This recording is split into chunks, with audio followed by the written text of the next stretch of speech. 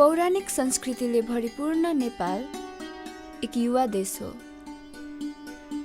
मूल्याङ्कन अनुसार यहाँका आधा जनसङ्ख्या 18 वर्षभन्दा मुनिका छन्। किशोरहरू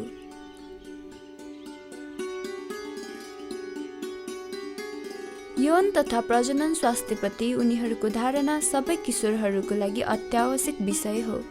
यो वृत्तचित्र कैलाली अनि बैतडीका किशोरहरूको सक्रियतामा बनाइएको हो र यसमा उनीहरूले यो विषयमा आफ्ना धारणा व्यक्त गरेका छन्।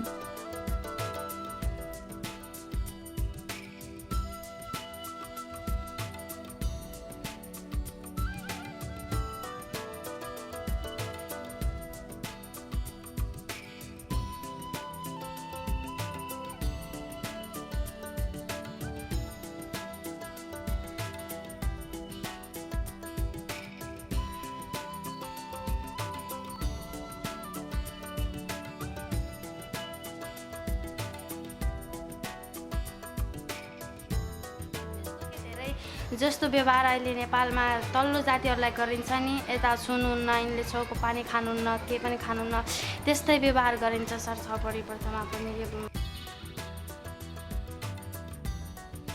स्कुलमा नि कहाँ पढ्नु र छोरीको जातले छोरासँग पढ्नुपर्छ भनेर धेरै गर्थे, तर अहिले त्यति छैन। अलिअलि यौन सम्बन्धी कुराहरू गर्दाखेरि केटीहरू प्रायः जस्तो टाउको तलै झुकाउने होइन, अनि केटाहरू चाहिँ बढी खुलेर कुरा गर्छन् होइन। बेनिफिटको कारणले चाहिँ कन्डोमलाई आई विल युज इट। लिखितमा मात्र छ महिला अधिकार, लागू चाहिँ भएको छैन। अब घरकै प्यारेन्ट्सहरूसँग चाहिँ त्यस्तो डिस्कस गर्न सकिँदैन। मलाई यस्तो प्रब्लम भएको छ होइन मम्मी, म मिन्स्ट्रुएसन यस्तो भएको छ भनेर भन्न सकिँदैन। कन्डोमको प्रयोग आवश्यक नै हुन्छ को बचाउनको लागि यौन सम्पर्क अनि पपुलेसन घटाउन, त्यो पपुलेसन वृद्धि नहुँदिने। खुट्टा निकाल्दाखेरि बेइज्जत हुन्छ रे, तिमीहरूले जानु पर्दैन रे भन्ने कुरा गर्छन्। पुरुषहरू जहाँ गए पनि स्वतन्त्र हुन्छन्। हामीलाई इन्टरनेसनल उसमा हेर्ने हो भनेदेखि त होमोसेक्स कति प्रचलित छ। होमोसेक्स प्रायः भनौँ न एउटा विकृतिकै रूपमा आइरहेछ, हाम्रो देशमा पनि आइरहेछ होमोसेक्स होइन, तर राम्रो लाग्दैन। हाम्रो ठाउँमा त्यति राम्रो लागेको छैन, तर अन्त होला राम्रो नै मान्या होला। हाम्रो पर्सनल भ्यूबाट पनि राम्रो लाग्दैन। छोरी मान्छेलाई त्यति छुट पनि छैन। अलिकति साँझ बाहिर कहीँ गयो भने एक्लै जानु हुँदैन, यस्तो उस्तो यताउता भन्छन्, अनि हामी त घरमै यस्तै हुन्छ।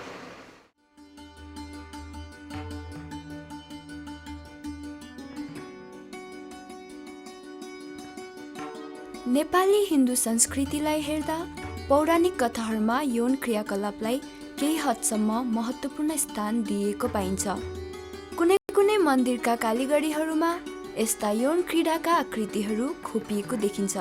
लिङ्गलाई प्रतिनिधित्व गर्ने स्त्री अङ्गका साथ रहेका यी शिवलिङ्ग श्रद्धाका एक प्रतीक हुन्।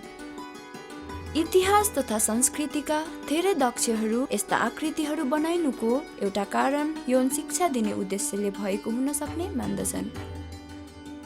नेपालको सुदूर पश्चिम स्थित सामाजिक तथा सांस्कृतिक इतिहासले यौन क्रियाकलाप हुन सक्ने अभ्यासहरूको कुनै कुनै ठाउँमा झलक देख्न सकिन्छ।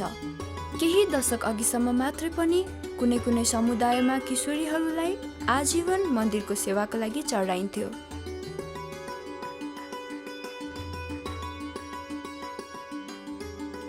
र उमेर बढ्दै गएपछि मानिन्छ कि उनीहरूको काममध्ये यौन क्रियाकलाप पनि पर्दथ्यो र उनीहरूलाई देवकी भनिन्थ्यो। जुनकीरी देवी 14 वर्षकी थिइन् जब उनलाई बैतडी जिल्लाको एउटा मन्दिरमा चढाइएको थियो। अहिले उनी 65 वर्षकी छिन्। आज उनी आफ्नो किशोर अवस्थाको कुनै पनि कुरा सम्झन चाहन्नन्। थाहै नथिएन कहिले चढायो म थाहै नथिएन। यो मध्यमा काम गर्दा हो ततिजना र अहिले यस क्षेत्रमा किशोरीहरू यस्ता परम्पराको बलि बन्नु परेको छैन।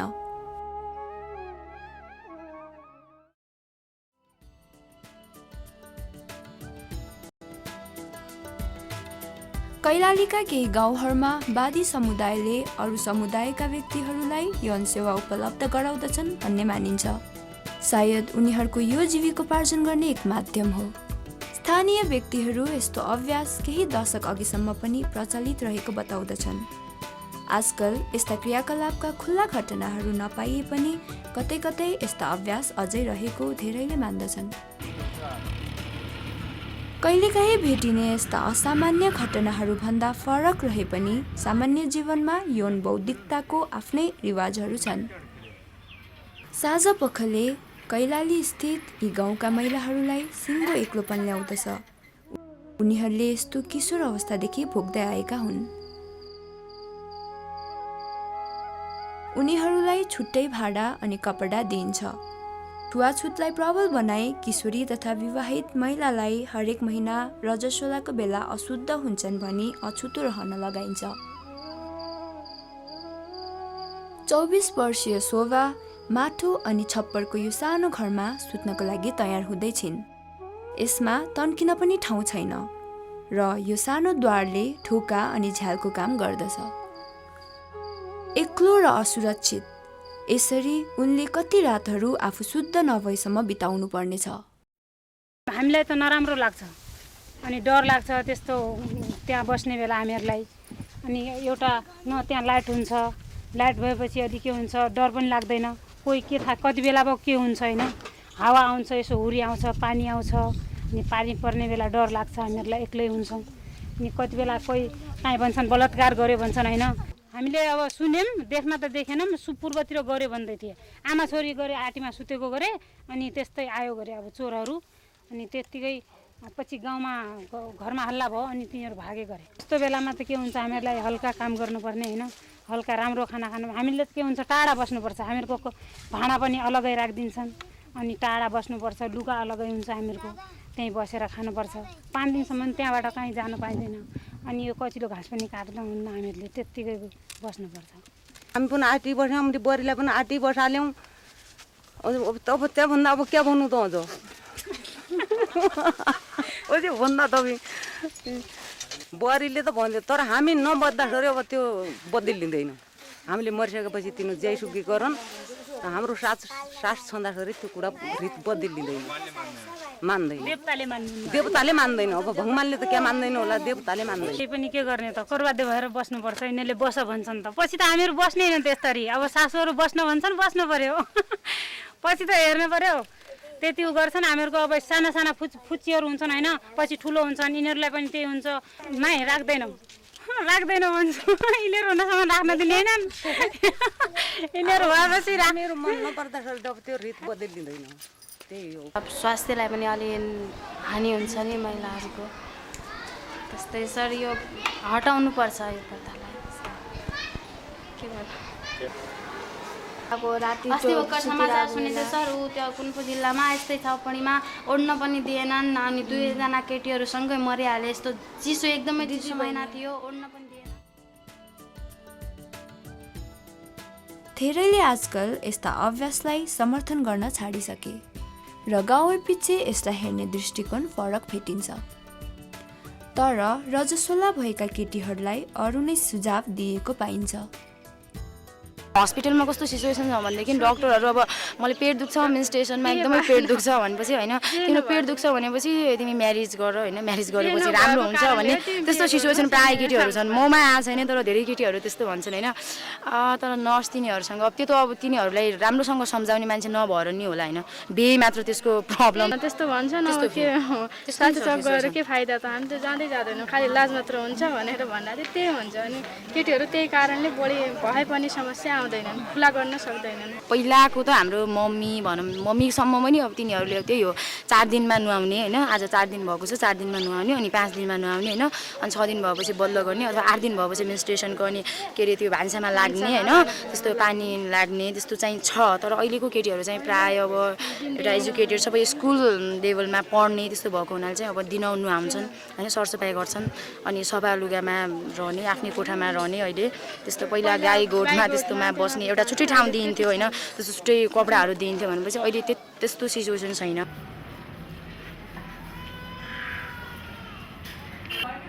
कतिपय बेलामा सामान्य व्यक्ति मात्र नभएर स्वास्थ्यकर्मी जस्ता व्यक्तिहरू पनि परम्पराको दबावका कारण केही गर्न सक्दैनन्।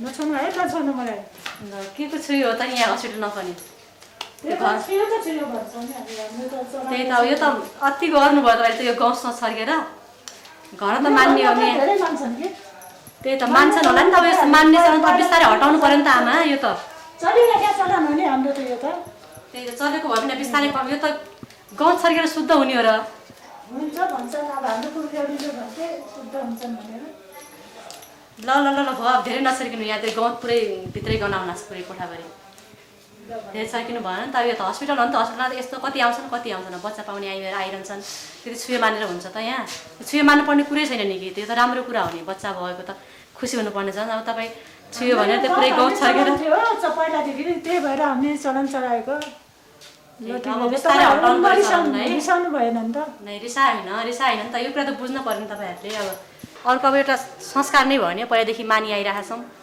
जति सम्झाउँदा नि अब एकैचोटि कम हुने कुरा होइन सर अब बिस्तारै अब टाइम त लाग्छ अब पुरानोभन्दा नयाँ जेनेरेसन त अब राम्रो तरिकाले लिइरहेछ नि त यो कुरालाई उनीहरूलाई त मान्दैनन् त्यति साह्रो यस्ता अन्धविश्वासलाई अस्वीकार गर्ने युवाहरूको दृष्टिकोण परिवर्तन भए पनि स्वास्थ्य सेवाको पहुँच अनि आधारभूत ज्ञानको कमीले किशोरहरूलाई लाचार बनाएको छ, जस्तै कि गर्भपतन। यहाँ चाहिँ इलिगली धेरै नै एबोर्सन चाहिँ हुन्थ्यो। यहाँ नजिकै पिथौरागढ अथवा जुलाघाट भन्ने छ होइन, सिमानामै, त्यहाँ गएर धेरै इलिगलाइज रूपमा चाहिँ एबोर्सन सर्भिसहरू चाहिँ लिइराखेका थिए होइन, जसले गर्दाखेरि चाहिँ एबोर्सन कम्प्लिकेसन लिएर धेरै आउँथे, कुनै आउनै मान्थेनन् होइन। अझै पनि 3, 4, 5सम्म त्यसरी आइराखेका छन् होइन। जस अहिले यो लिगलाइज भइसकेपछि चाहिँ मान्छेहरू खुलेर आउँछन्। एउटा क्लाइन्ट आउनुभयो जो चाहिँ 17 इयर्सको हुनुहुन्थ्यो र यहाँबाट धेरै रिमोट एरिया हो, लगभग 2-2.5 दिन जस्तो लाग्ने बाटो भन्नाले त्यहाँबाट आउनुभएको। घर चाहिँ उहाँको त्यहाँ हो, तर उहाँ चाहिँ केही समयको लागि यहाँनिर चाहिँ क्लास लिनको लागि, कम्प्युटरको क्लास लिनको लागि भनेर आउनुभएको रहेछ होइन। उहाँको हिस्ट्री सोद्धाखेरि चाहिँ सी इज अनम्यारिड होइन। जतिखेर उहाँ आउनुभएको थियो त्यतिखेर पनि उहाँको चाहिँ ओभर 16 विक्सको चाहिँ जेस्टेसन मतलब प्रेग्नेन्सी थियो र क्याकको लागि भनेर आउनुभएको थियो, तर यहाँबाट चाहिँ हुन सक्दैन भनेर उहाँलाई पठाइएको थियो। र फेरि पनि उहाँ चाहिँ अस्ति 3 गतेको दिन आउनुभयो र आउँदाखेरि चाहिँ जतिखेर आउनुभएको थियो उहाँलाई चाहिँ एकदमै पिभी ब्लिडिङ थियो होइन। र एक्जामिनेसन गर्दाखेरि चाहिँ उहाँको चाहिँ अब जो यतातिर सानो सूतक भन्छन् होइन, मेडिकल टर्ममा मेम्ब्रेन रप्चर भन्छ होइन, त्यो भइसकेको थियो र बच्चाको चाहिँ हात निस्किएको थियो। र त्यसपछि आएर एक्जामिनेसन गर्दाखेरि 22 विक्सको भइसकेको थियो उसको। र यहाँबाट गर्नको लागि पनि अब डाक्टर साहब पनि हुनुहुन्थेन, त्यही भएर हामीले चाहिँ रिफरको लागि कुरा गऱ्यौँ होइन। र रिफरको कुरा गर्दाखेरि चाहिँ उहाँ चाहिँ एकदम रिक्वेस्ट गर्दै हुनुहुन्थ्यो कि आफ्नो सायद प्राइभेसी पनि खोज्दै हुनुहुन्थ्यो होला र सकभर यहीँनिर होस्, बाहिर जान नसक्ने कुराहरू पनि देखाउँदै हुनुहुन्थ्यो। त्यसपछि हामीले चाहिँ यहाँबाट एम्बुलेन्सको लागि कुरा गऱ्यौँ। एम्बुलेन्सको चाहिँ अब लाइट नभएको हुनाले, मेन लाइट नभएको हुनाले चाहिँ जान मान्नु भएन। यहाँबाट रिफर भनेको चाहिँ टिम हस्पिटलमा गर्नुपर्ने थियो, लगभग 85 किलोमिटर यहाँबाट टाढा पर्छ होइन। त्यसपछि हामीले चाहिँ अब अरू कुनै उपाय नदेखेको हुँदा 1500 रुपियाँ चाहिँ यहाँबाट दिएर पठाइयो होइन। ओके, सेक्स भएपछि म्याडम त्यस्तो गर्व रहिसकेपछि त्यस्तो अब पहिला अब प्रिकसन त अपनाउन सकिएन, तर त्यसपछि गर्व रहेपछि चाहिँ अब कतिसम्मको गर्व छ त्यो आधारमा चाहिँ अब हामीले प्रिकसन अपनाउनुपर्छ। स्वास्थ्य चौकीमा गएर हुन्छ कि अब विभिन्न म्यारेज टु सेन्टर छन् होइन, त्यस्तो छ। अब जुन स्वास्थ्य कार्यसँग सरसल्लाह ल्याएर पनि आफ्नो बरु अबोर्सन गर्नु, कन्डमको प्रयोग आवश्यक नै हुन्छ। घरमा बिहे छँदा कहीँ बाहिर भयो भने त्यो पनि आउन सक्छ, घरमा बेइज्जत पनि, यहाँको समाजमा बेइज्जत पनि हुनसक्छ। त्यही हुनाले साफसुफ पार्नलाई त्यस्तो आफ्नो इन्सल्ट हुन्छ, गाउँघरमा पनि हेप्छन्। त्यस्तो बेइज्जत नहोस् भनेर कन्डम प्रयोग गर्छ। यौन स्वास्थ्य अब सूचना मात्र नभएर युवाहरूको एउटा रोजाइ हो। यदि भोलि लाइफमा यदि बोयफ्रेन्ड त्यस्तो छ अथवा भनौँ न हाम्रो अब यता म्यारिजको छ, म्यारिजै भयो पनि त्यस्तो के पहिला अब त्यस्तो सेक्स गर्नु परेमा आई मस्ट भनौँ न युज द प्रिकसन, जस्तो आई विल युज कन्डम भनौँ न, त्यस्तो कन्ट्रासेप्टिभ छ त्यस्तो चाहिँ म युज गर्छु। परम्परागत लैङ्गिक भूमिकाले अझै पनि उनीहरूको मानसिकतामा बाधा पुर्याउँदै आइरहेको छ।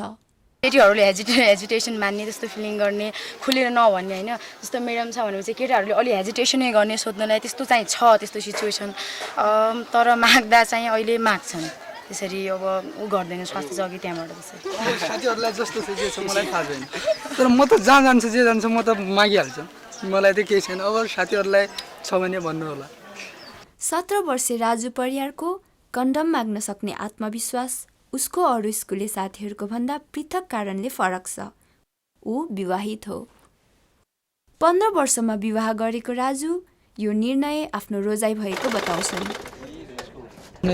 मनमर्जीले बिहे भयो पछि अहिलेको अवस्थामा चाहिँ मलाई पनि केही लाग्दैन ऊ स्कुल जाँदै थियो म मात्रै जान्थेँ त्यहाँ घर पनि धेरै टाढा थियो दिनमा 3 चोटि जान्थेँ भेट्नलाई दिनमा 3 चोटि जान्थ्यो अनि त्यहाँ भइहाल्यो त्यस्तै 4-5 साल लभ भएको 4-5 साल लभ भएको भयो त्यहाँ भइहाल्यो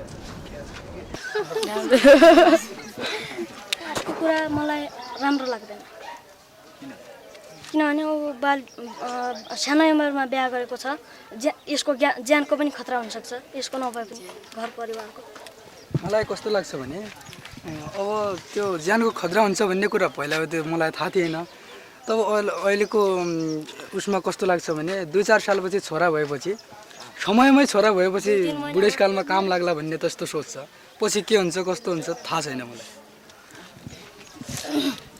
यसको भनाइ ठिकै हो तर 2-3 साल भन्दा पनि 2-3 महिनामा हुन सक्ने सम्भावना बढी छ तिम्रो वाइफ प्रेग्नेन्ट छन् होइन छन्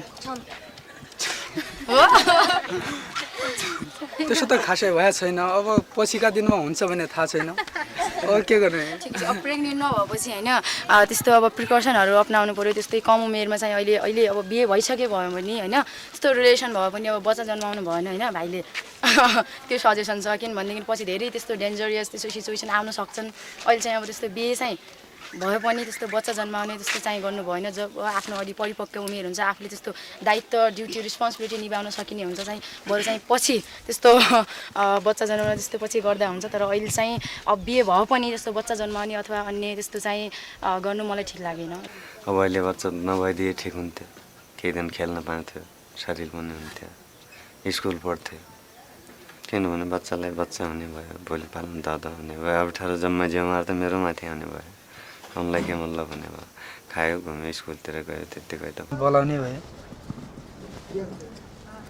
अरू केटाहरू छोडेर मलाई खबर गर्ने भयो परिवार नियोजन हो भने विशेष गरी त्यो कार्यक्रम भयो भने मलाई नै बोलाउने भयो त्यो हुनाले त्यहाँ जाने भयो त्यहाँबाट ल्याउने भयो यसो भइहाल्योपछि अब त्यहाँबाट आजकल 15-20 दिनमा गयो भने 20वटा दिन्छन् त्यसले आउनु भाइ भनेर आफैले पनि भन्छन् आउनु सकेसम्म त बाल विवाह गर्नु थिएन तर यसले भन्दा नि यिनीहरूको आमा बुवा प्यारेन्ट्सले गर्दा यसले नगर्न चाहे पनि गरेको थियो तर बाउ आमाको त केही थिएन तर मेरो पहिलादेखि नै दरलोभ थियो मैले आफैले लभ गरेर मन पराएर बिहे गरेका थिएँ अब त्यो त अब दुःख त दुःखै भयो सानोमा बिहा भयो भन्ने कुरा दुःख त दुःखै भयो अब गरिहाल्यो के गर्ने माया प्रेमै गर्नु पर्यो देखि साह्रो सोच्ने हो भने आफ्नैमा बिहा गर्नु भएको थिएन कुनै ठाउँमा हेर्ने हो भने अब के गर्ने त्यस्तै अवस्थामा बुवा मऱ्यो मलाई पनि आयो त्यही अवस्थामा अब छोराले पनि त्यस्तै गरिहाल्यो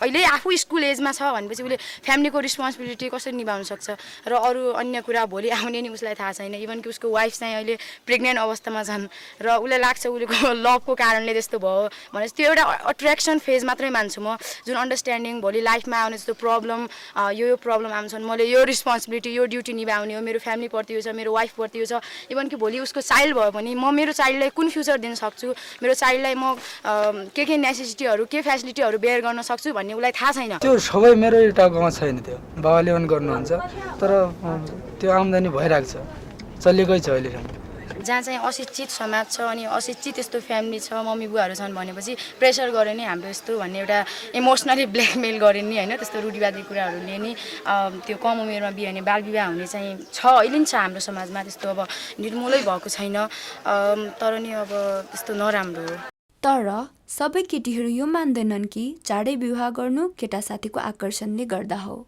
छोरीलाई बढी उमेरसम्म राख्नु हुँदैन माइती घरमा, छोरीको बेइज्जत हुन्छ अरे, आफ्नो घरमा बनाएर खानुपर्छ, सुखदुख त्यहीँ हेर्नुपर्छ, आमा बाबुको घरमा पछि आउनु पर्दैन भन्ने सोचाइ छ हाम्रो। अब प्यारेन्ट्ससँगै भन्ने हो भनेदेखि अहिले त्यत्रो खुला एकदम फ्री त्यस्तो छैन होइन। र धेरै युवाहरू शिक्षकहरू नै यौन शिक्षाको बारेमा खुला रूपले कुरा गर्न लजाएको गुनासो गर्छन्। स्वास्थ्य विषय त्यति खुलेर टिचरहरूले पनि हामीलाई बताउन सक्दैनन्, किनकि केटाहरू धेरै हो हल्ला गर्छन्, पढाउने बेला पनि डिस्टर्ब गर्छन्, राम्ररी पढाउन दिँदैनन्। यौन शिक्षाको बारेमा सुन्न पायो भने तिनीहरू भाग्छन्, क्लासबाट बाहिर निस्किन्छन्, हाँस्छन्, अनुहार छोप्छन्, कान थुन्छन्, बाहिर निस्किन्छन्, अरू केटाहरू चाहिँ सुन्छन्। त्यो झुट हो, त्यस्तो होइन। आफ्नो अधिकारलाई माथि उचाल्न खोज्छन्, कहिले पनि केटीहरूलाई दबाउन खोज्छन्। अहिले पनि थाहा भयो यहाँबाट।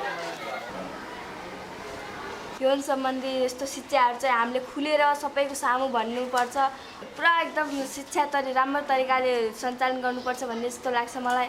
अनि कस्तो हुन्थ्यो भने चाहिँ यौन शिक्षाको जुन पाठ हुन्छ नि त्यो पढाउँदाखेरि आफै टिचरहरू पनि लाज मान्ने जस्तो समस्याहरू थिए, तर अहिले पहिलाको तुलनामा धेरै चेन्ज आइसकेको छ होइन। केटाहरू चाहिँ सोध्छन्, केटीहरू चाहिँ सोध्न सक्दैनन्, उनीहरू बढी लजाउँछन्। जस्तै एचआइभीका कुरा, यौनका कुरा गर्दाखेरि उनीहरू बढी लजाउँछन्, केटाहरू चाहिँ खुलेर कुरा गर्छन्।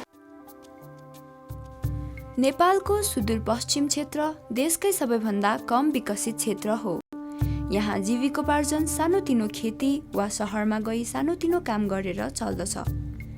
प्राय सबै सानैमा विवाह गर्दछन् र परिवार धान्ने भारले इन्डियाका सहरमा काम खोज्न जान बाध्य हुन्छन्।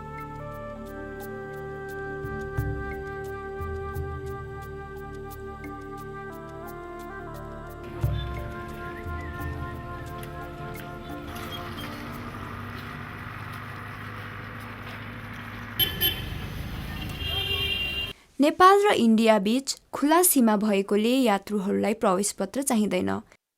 दैनिक व्यापार सँगसँगै मानिसहरू पनि दिनहुँ सीमा पारी जान्छन्। सीमा पारी जाने प्राय कामदारहरू युवा हुन्छन्। केहीलाई त अझ किशोर अवस्थामा नै त्यहाँ रहेको आफ्ना बाबु र आफन्तकोमा पठाइन्छ। 10 वर्ष 15 वर्षदेखि गइहाल्छन्। अब मेरो बाबु पनि जानेसम्मको भयो। सम्भावना जान्छ, यतिकै पनि जान्छ। यही हुना कान्छामा गइसकिया तु बना तल तु बना कम उमेरका पनि गइहाल्छन्। यही हुना कम उमेरका पनि गइसकिया छन् हाम्रो यहाँ। नेपालमा पढेर नेपालमा रोजगार पाउँछु। अब पढ्यो भने इन्जिनियर पाइलट जस्तै, अनि यो गाउँ आफ्नो नेमा बसेर गाउँ किसान पनि गर्न सकिन्छ। अनि जस्तै त्यो पर गाडीमा त्यो काम ड्राइभरको काम सिक्न पनि सकिन्छ। पढाइमा पढाइ भयो भने त आफ्नो जे पनि हुनसक्छ नि। त्यसैले म विदेशमा जाँदैन, यहाँ स्वदेशमै। तेरो त्यो कुरा भएन, तेरा बाको अस्ति नराम्रो कुरा सुन्ने हो। म अब आइमा मान्छे कहाँ जान्छ, तेरी बहिनी सानी छि कहाँ जाने छि, कसरी हामीलाई पाल्ने ढाक्ने तेरो व्यवस्था छ त भन। यो हिसाबले यहाँमा अहिले तँ जागरी थोरै खान सक्ने छि, खोदिने छि तुलाई जागरी। पढेर पनि पाउँछ नि पछिको कुरा त पछि कति धेरै टाढा गयो त अहिलेको स्थिति।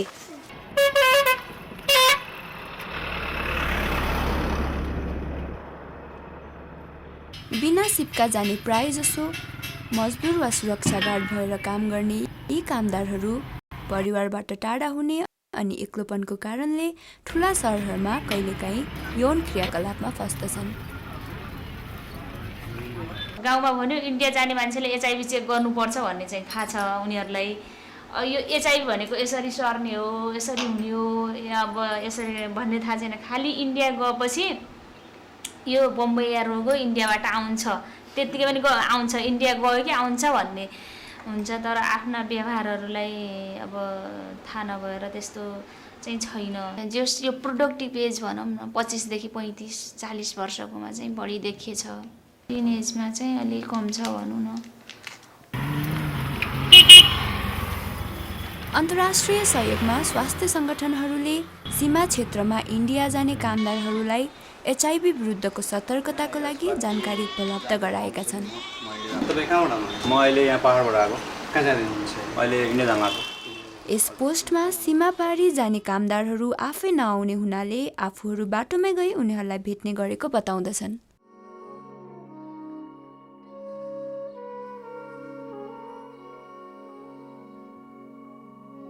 18 वर्षकी कैरालीमा बस्ने पुनम अयर एचआईभीको शिकार बनेकी छिन्। 6 महिना अघि इन्डियामा काम गर्ने उनको श्रीमानले आफूले उनलाई संक्रमित गरेको थाहा पाएपछि उनलाई छोडेर गए। अहिले उनी आफ्नो 5 महिनाको एचआईभी संक्रमित छोरासित बस्छिन्। बिहा भयो, अहिले एचआईभी लाग्यो भन्नेमा अहिले नराम्रो लाग्यो। लागेपछि के गरौँ? घिनाइ उस्तो घिनाइतिर रुख सर्किन्छ यस्तो उस्तो भन्ने त एचआईभी लागेर निस्किन्छ भन्ने जग्गा घर लुग्ने बनायो। मलाई निक्लिन्छ हजुर। अनि त जा भन्छ मैले कहाँ लगेर जाने?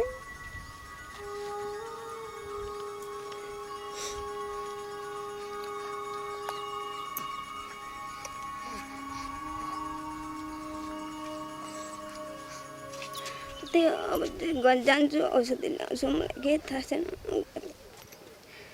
अब पैसा पनि छैन, केले ल्याउने?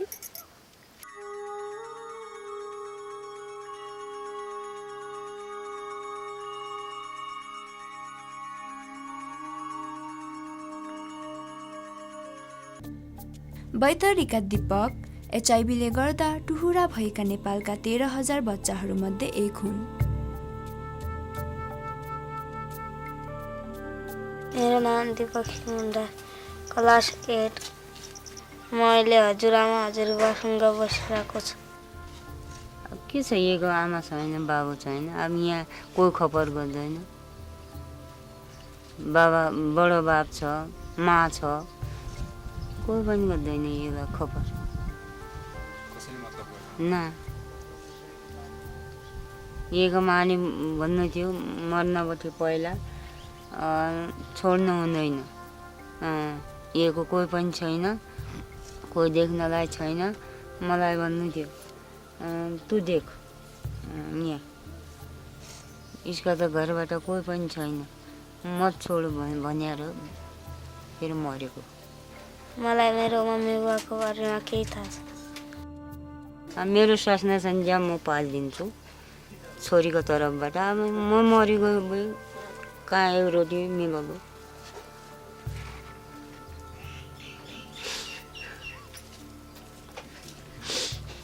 चार 5 लाख उडाया छ। म कहाँबाट कर्ज पढिया छु? म यसका बारीमा को दिने हो? कहाँबाट दिने हो?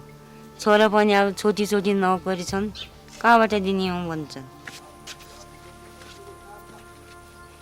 ठुलो भएपछि मलाई क्रिकेटर बन्न मन छ।